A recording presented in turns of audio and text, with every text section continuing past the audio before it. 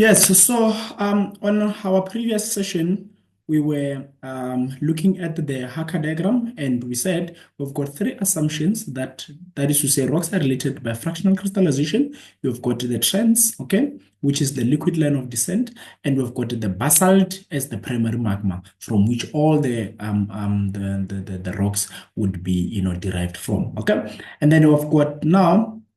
And we want to understand these trends, what is really going on. We've got the basalt here, we've got basaltic andesite, we've got andesite and diorite, and so on until we've got the rhyolite. Okay. Now we concerned about why do we have got a trend that goes up for aluminium and then decreases. Okay, so I gave you example of what you call a pledge.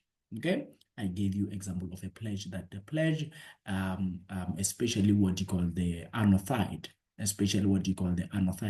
the major component is the calcium. So if ever we are using more of the calcium to make the anorthite, it means the system is going to, because you're removing more of the calcium, okay, during fractional crystallization, the magma is going to now be, left with more of aluminium. That's why the aluminium would rise. But now, for example, here, when we're looking at the basalt and the basaltic andesite, they are using more of the mafic components. Okay, they are using more of the mafic components, right? And then if they're using more of the mafic components, it means now the alkalis, such as the alkalis, we are talking sodium, we are talking aluminium, we're talking potassium, for instance. So these things, they're gonna remain in the melt because they are not used up more to produce the basalt and the basaltic andesite.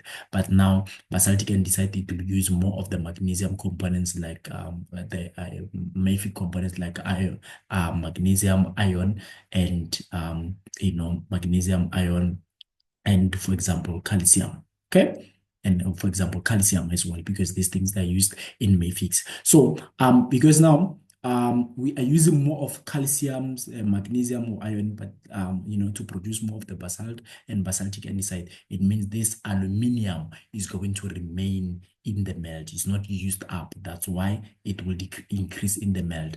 But now, when we start to produce things like diorite all the way to rhyolite, which are more of the felsic components, because we know felsics, because of the word felsic.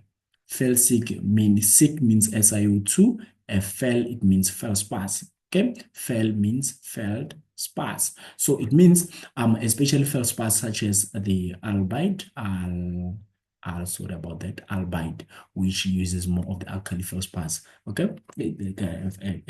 albite, remember albite, it can be alkali feldspar or it can also be a plagioclase. But now in the albite, we are using more of aluminium, for example. That's why aluminium, it will start to decrease, because we are using more of it. That's why it will decrease.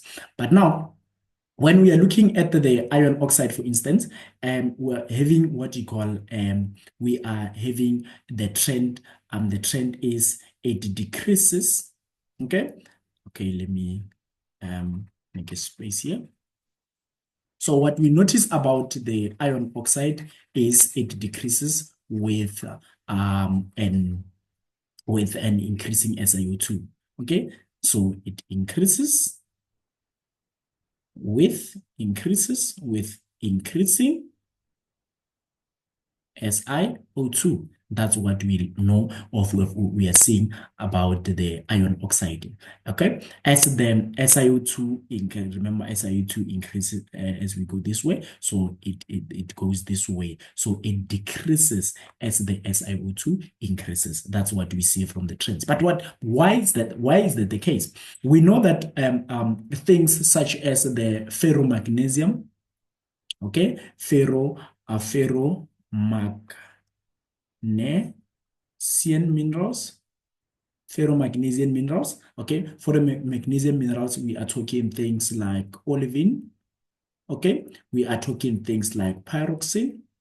We are talking magnetite. These are the ferromagnesian minerals. Okay, we know these minerals, they crystallize early. All right. Now, when they crystallize early, what do? They use up an ion from the melt. They use the ion from the melt. They're using ion from the melt because iron is the major component in these minerals. So iron is going to be used up. That's why it will keep on decreasing. Okay, it will keep on decreasing. Okay, remember in fractional crystallization. Okay, let me give you an example. If you have got two bananas and two apples. Let's say the apple is the banana. No, the apple. What am I saying? The apple is the iron. So this iron is used to make up more of ferromagnesian minerals like olivine. So I'm using it.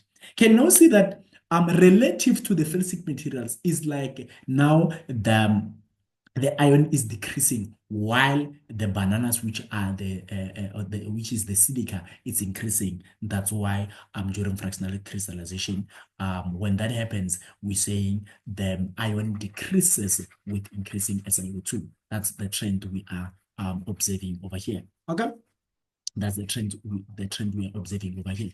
Now, let's look at the other components. When we are looking at the magnesium oxide, what do we see from the magnesium oxide? We see what we call a sharp decrease. We see what you call a sharp decrease as SiO₂ increases. Sorry about that. Sharp decrease as SiO₂ increases. That's what we see from the magnesium oxide. But now, why is that the case? But we know as well that early crystallization of magnesium-rich minerals, such as the olivines and pyroxenes, okay, they would deplete the melt in magnesium because olivines and pyroxenes, they are using more of the magnesium. Okay, that's why we see a sharp decrease. That's why we see a sharp decrease. That's why we see a sharp decrease, all right? Because of the olivines and pyroxenes, they are using this magnesium. So magnesium is the major component in these mafic materials. Okay. Now calcium oxide, we see for calcium oxide we see a steep decrease with SiO₂. But why is that the case? Calcium is consumed by what we call a plagioclase because calcium is the major component in the plagioclase. For example, the anothyde. Okay. So calcium, it will be consumed by the plagioclase, and not only the plagioclase, and also the cyanopyroxene. So this is the major component. That's why we see this calcium showing a sharp a decrease because it's used more in the cyanopyroxenes and in the plagioclases. Okay. All right. So the mafic components, they are using it up. Okay. Now, for sodium and potassium, you'll agree with me that for sodium, we see a slight increase. We see a slight increase and a bit of a decrease over here. Okay. And then, but now we know that sodium it will remain incompatible. Okay, it remains incompatible in early crystallization or crystallizing minerals. All right. Okay, concentrating in the evolving melt. So we know during the formation of mafic components like basalt, basaltic andesite, and andesite, we are not using more of the sodium and also more of the potassium because this thing is not the major component in the mafic components or in the mafic rocks. That's why it will remain incompatible. It will have to be in the melt, okay, during early crystallization of the early minerals. Okay, now this component, it will now then be concentrated in the more evolved melt. Okay.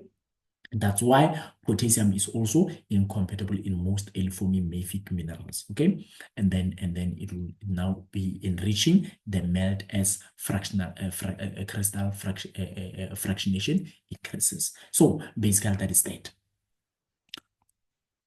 I hope you understand these trends. Okay. So moving right on,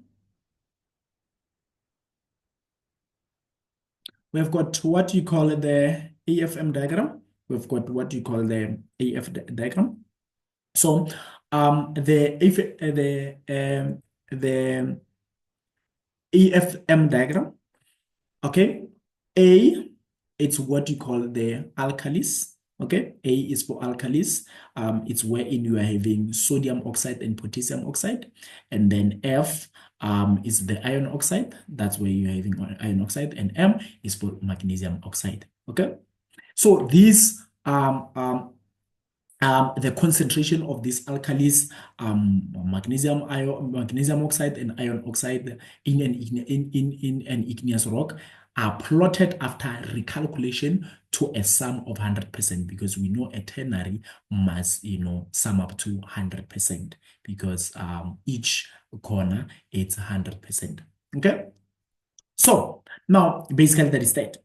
Mainly used for mafic rocks, but can also be applied for the silicic volcanic rocks. If the rocks plotted belong to a magmatic series, they will define a trend. Okay, they will define this trend that we see over here, but I'll explain to you or what we mean. Okay, let's break this down. Like we said, A, it's for alkalis. F, it's for the iron oxide, and then M, it's for the what you call the magnesium oxide. Okay. Now let's look at these two: the tholeiitic magma and the calc-alkaline magma. Okay. So here now, this trend is what you call the tholeiitic trend. Okay, this upper curve is what you call the tholeiitic trend. Okay, so what happens is it moves horizontally toward the ion apex. It moves horizontally towards the ion apex first. Here it moves horizontally, or it moves towards the ion apex first. Okay.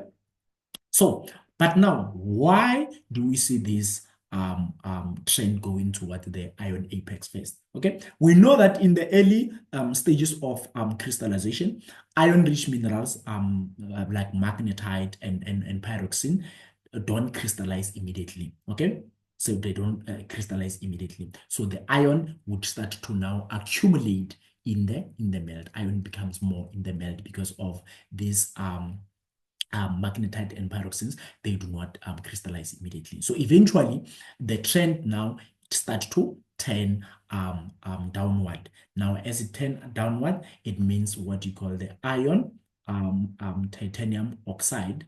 Iron titanium oxide would start to crystallize. So as it starts to turn downward, iron titanium oxides start to crystallize. And then now that it will start to remove the iron from the melt. That's why the melt composition will run away from the iron apex, because now we are using now iron to produce the iron oxide, okay, such as rutiles, okay.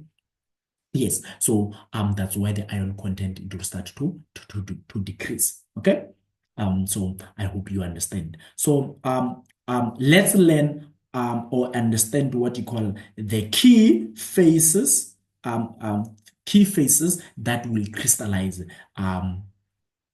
in this tholeiitic. Okay, we would have olivine, and then we'd have a pyroxene. And then later you can have iron titanium oxides, such as a rutile, for instance. Okay, so you start to have what you call olivines and pyroxenes, and later on you are having iron oxide or iron oxide or iron titanium oxides. Okay. So usually this happens in the what you call the mid-oceanic ridges, or what you call the intraplate settings. All right. Basically that is that about the Tholeiitic trend. Okay. That is that about the Tholeiitic trend, where in here you are having the rhyolite, diorite, and then these are more felsic. This will be weight intermediate, and then this will be mafic. But now they will have, or they will lack iron. But over here, this rock, it will be ferro, for example, ferrobasalt. It will be rich in basalt. Okay, in iron. Okay, so basically that is that. But now, when we're looking at this calc-alkaline trend, okay, this lower curve, what we see is, we see that it moves steeply towards the AM side. Okay, it moves towards the AM side. Okay, steeply, without a strong ion enrichment. Okay, we don't see the ion enrichment like what we see in the Tholeiitic trends. Okay, so why this trend? We know that early crystallization of like ion bearing phases, okay, ion bearing phases like hornblende, magnetite, limits the ion build up in the melt. So these things, they use more of the ion. That's why it will not be, it won't accumulate first in the melt, but it will start to be used up. That's why we see this sharp decrease. Okay. So the melt would become enriched rather. Now, when you're using more of the ion, the melt will be rich in the it will be rich in alkalis. Okay, it will be enriched in alkalis, as magnesium and iron are steadily depleting. Okay, that's why remember, when we're using the Turner diagram, we know that now if here the A is 100%, when we go this way, then FM, it will be 0%. It means along this line, it will be 0%. All right. That's why now, when you are going towards A, you are using more of iron and what you call the magnesium. So when you are using magnesium and iron to produce the mafic components, we are the melt is going to be enriched in alkalis. That's why the magmatic composition shifts towards the alkali apex. Okay. So the crystallizing phases, it will be things like amphiboles, pyroxenes, like magnetite, okay, and pledge will be things like this. Okay. So the common setting, it will be what you call subduction zones. Okay, island arcs and continental arcs. This is what that's the setting that we normally observe this calc-alkaline trend. Okay. So that is the AFM diagram, which is used for the mafic rocks.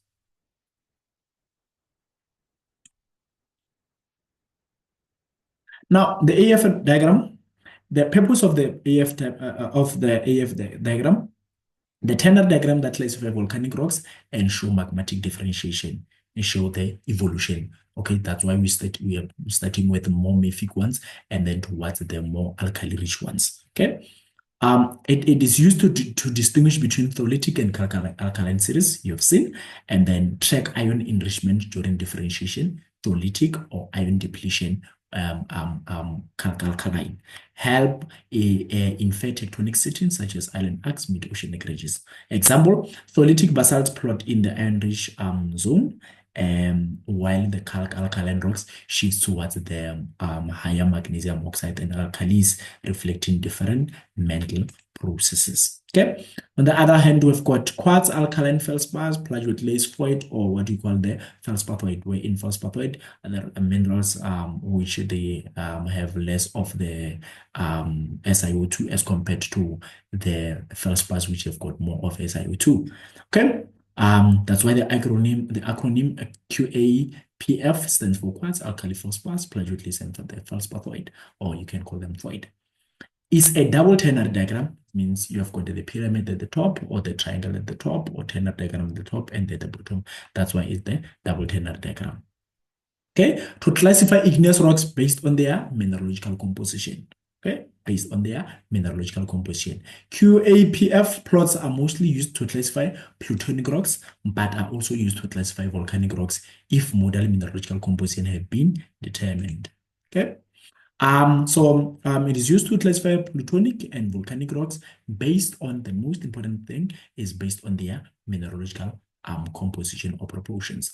It is important to because it can be used as the standardized classification of igneous rocks. Okay, igneous rocks, which are the plutonic rocks. Okay, which you can see the grains with your naked eyes. You don't need the usage of the microscope. Okay, link mineralogy to chemistry. Okay, useful for correlating with chemical diagrams and also assisting in naming rocks, especially in complex field studies. Okay, that's why we said the QAPF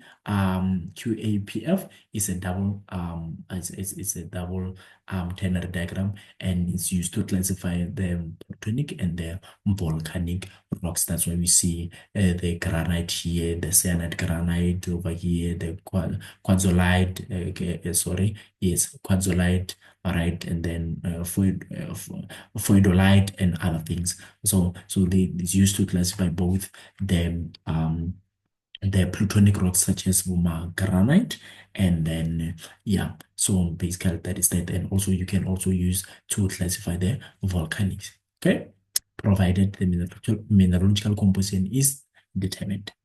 Okay, so this is the first one, the top one, then this is the bottom one. All right, this is I just wanted you to see this. Okay, these rocks. We've got the granite, we've got granite, quartz-rich granitoid, Monzo gabbro. All right, can you now see that these are mostly the volcanic, these are mostly the plutonic rocks rather. Okay. The variation diagrams, they used to understand magma evolution, basically fractional crystallization. Variation diagrams like Harker diagrams show how major oxides change with differentiation. You have seen when I was explaining the aluminum oxide, the trends of aluminum oxide, iron oxide, and other things. So we want to see how major oxides change with differentiation. Okay. For example, magnesium decreases as iron and silica content increases, tracking the crystallization of olivine, pyroxene, and or plagioclase. Assimilation and mixing, linear trends or scatter points can reveal whether a magma assimilated crystal material or mixed with another, another magma mixing or assimilating or incorporating the crystal material during the magma ascent. Okay. Yeah, so basically that is that. So because now if things they plot, if we have got, for example, the a linear trend like this, let's say this, everything that plots along this line, they would represent the unevolved magma. But now or the magma from the or primitive magma. But now if we start to see the shift, anything now, things start to plot away from or deviate away from this trend, and here, okay, then we know that we would have incorporated crystal materials. That's why they are shifting from this primitive composition into something to show that during the magma ascent, then the crystal materials were incorporated into this, now changing the composition or making these things to become evolved.